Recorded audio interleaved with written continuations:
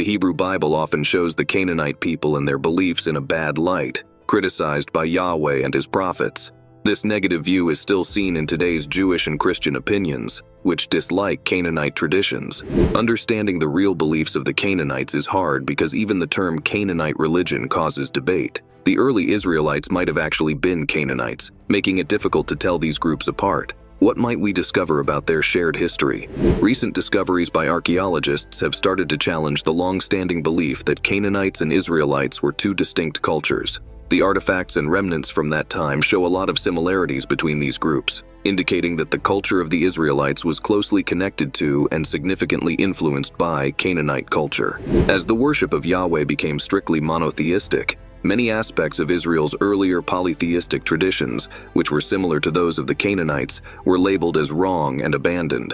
Furthermore, Smith suggests that many rituals and customs identified as Canaanite in religious writings might have originally been part of the early Israelite religion, but were later denied as monotheism centered around Yahweh took hold. The term Canaanite itself, often thought to refer to a specific ethnic group, is more accurately a geographical term, originating from how ancient Egypt defined administrative areas in the Levant, rather than a clear marker of ethnic or cultural identity. Understanding the complexities surrounding Canaanite religion is crucial for anyone studying the religious environment of the Bronze and Iron Ages in the Levant. In this context, anyone living in the broad area known as Canaan could be seen as following Canaanite religious practices, regardless of their exact ethnic or religious background.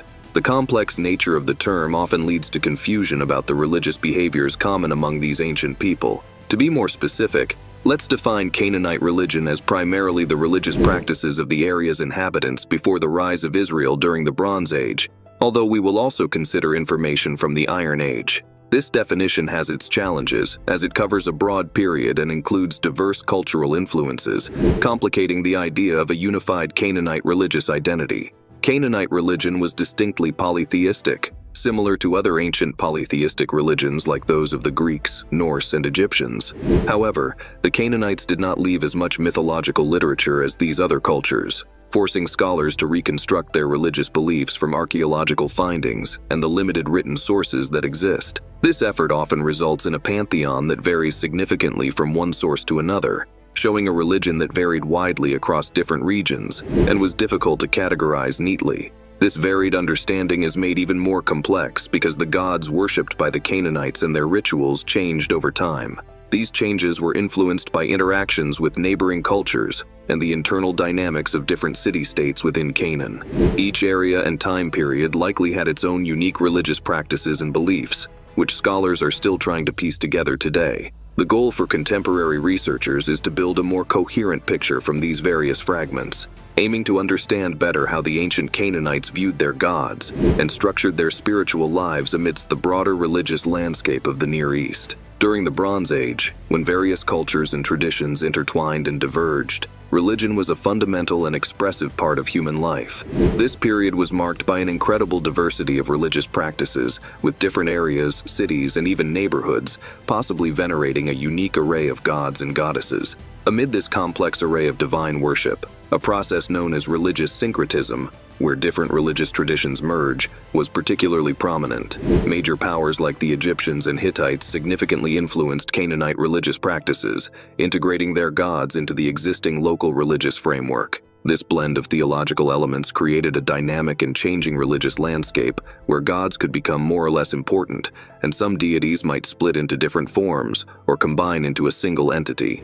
Although Ugarit wasn't directly part of Canaan, it shared a deep spiritual connection with it. The city was destroyed around the 13th century BCE, but it left behind a rich collection of writings found through careful archaeological work. These writings, called the Ugaritic texts, offer a unique and very valuable look into the religious practices of the area, revealing details about the Canaanite gods with impressive clarity. Understanding the Canaanite gods, however, is not a simple task. The religion changed over time, influenced by both internal changes and interactions with others. This adaptability led to some gods becoming more important, while others became less significant. Some gods split into different forms, while others merged into a single figure.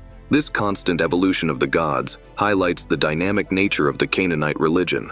reflecting the unpredictable and constantly changing world in which these people lived. Despite the complexities, the Ugaritic texts reveal that the Canaanite gods were organized like a family tree with 4 distinct levels: the main gods, the council of gods, the gods of everyday life, and the messenger gods.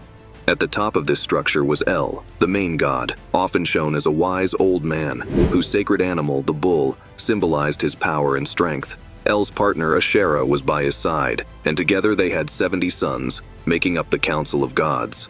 However, it's important to be cautious when studying these texts. Scholars don't all agree on the details about these gods, their characteristics, their roles, and the stories about them. The discussions are as lively today as they might have been in ancient times, reflecting the dynamic and sometimes contentious nature of studying religion. Studying the Canaanite religious system offers more than just academic knowledge. It provides a glimpse into the thoughts and lives of ancient people, offering insights into their beliefs, their ways of living, their governance, and their social interactions. By putting together the scattered stories and gods from these ancient texts, we learn not only about a long-forgotten religion, but also gain a deeper understanding of human history and culture during a time of significant change and diversity. Originally an outsider, Baal-Hadad, also known as the Lord of Thunder, managed to become a key member of the divine family, achieving a status similar to that of El's sons, possibly because he was considered El's grandson. His inclusion in the pantheon highlighted Baal's divine importance and showed Canaanite religious structures' flexibility and openness to change and include new gods. The epic tales of the Baal cycle vividly show Baal's dramatic rise within this divine hierarchy. In these stories, Baal fights Yam, the powerful god of the sea, in a fierce battle that not only displays Baal's strength and strategic skills, but also secures his position as a protector and warrior god. Although El initially opposed him, the elder god eventually recognized Baal's bravery and achievements, giving him a palace and promoting him to a patron god, a role that greatly increased his importance among the gods and his worship among the people. But Baal's challenges were far from over. He later faces a more serious threat from Mot, the god of death. In this intense battle, Baal is defeated and seemingly meets his end at the hands of Mot.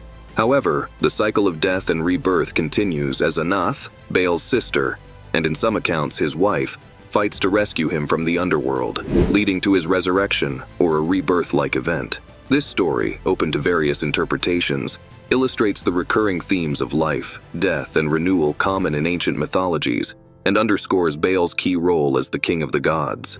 The Council of Gods, another important part of the Canaanite religious structure, includes cosmic gods, the children of El and Asherah.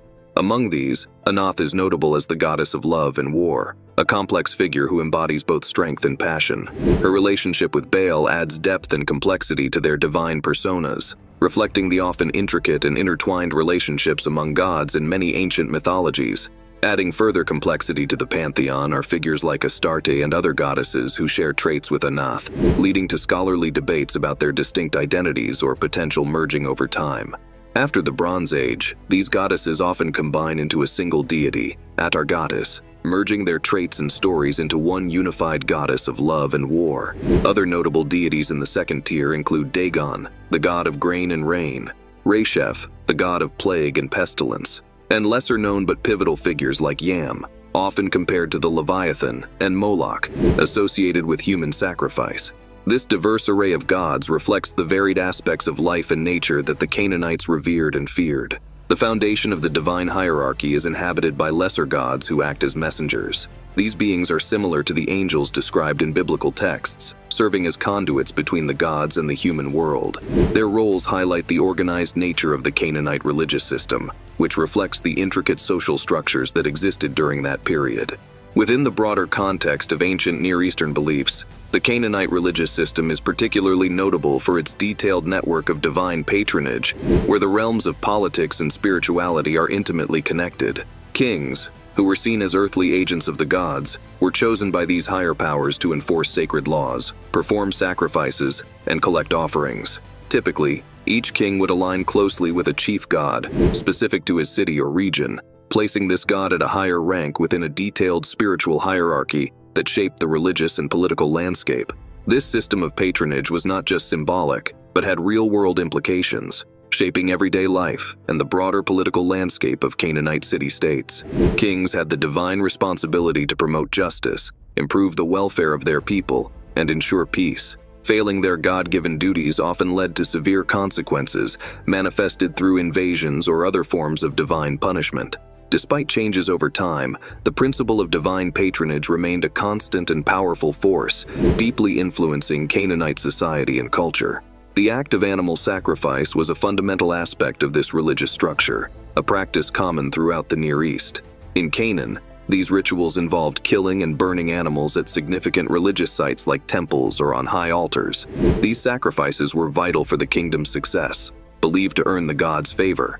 Additionally, they served two purposes: expressing gratitude and providing nourishment to the deities. The design of Canaanite sacred places varied greatly, showing influences from neighboring cultures like Egypt and the Hittites, and reflecting Canaan's own ethnic diversity. For example, in the southern part of Israel, in the region of Timnah, a temple dedicated to the Egyptian goddess Hathor was discovered, indicating the complexity in defining Canaanite religion due to such mixed cultural practices.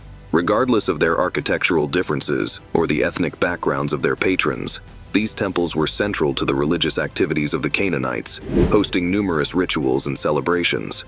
Practices involving astrology, magic, and rites to honor the dead were widespread. Festivals, especially those marking the harvest and the new year, similar to the Jewish celebration of Yom Kippur, were crucial. Another important event was the Marzea, a feast for the upper class. However, there are also accounts of more contentious practices within Canaanite religion, such as human sacrifice and alleged temple prostitution.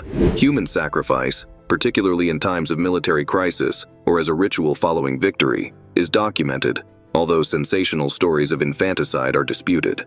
Archaeological evidence from Phoenician outposts hints at such practices, but interpretations vary, with some experts suggesting high rates of infant mortality might explain the large number of infant graves found near sacred sites. The biblical references to Moloch, a god associated with child sacrifice, are also contested, with some recent academic work suggesting that Moloch may not refer to a specific god, but rather to a type of sacrificial act.